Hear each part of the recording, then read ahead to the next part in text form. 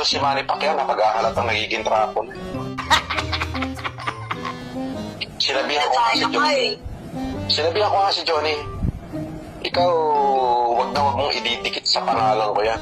Kung magpo-post ka na lang, wag mong pa-share sa FLM family yan. Ginano ko si Johnny. Alam mo may utang sa akin yan eh, hindi pa nagbabayad eh. Hey, hindi ko gusto. Malaki mo ba yan? Si Manny. $30 million ang utang sa amin yan. $30,200,000 US. Oh my God! Wow! 2018 yun. That would be $1,700,000,000.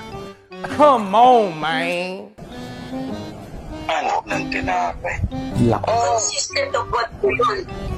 Yung matisipay. Construction. Pacquiao matisipay.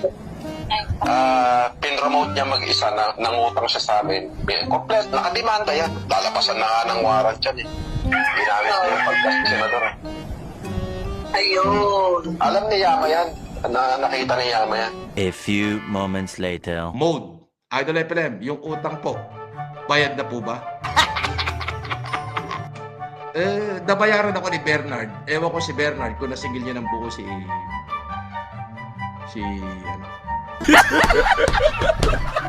Yan, sinasabi mo. Ako nabayaran. Ayun. Pero kung gusto niyo pumunta sa bahay, invite ko kayo, pakita ko na lang yung mga case kasi ako nakapagtago ng lahat ng kaso. Ganun lang. Pero ayoko nang banggitin yung pangalan na sinasabi mo na yan.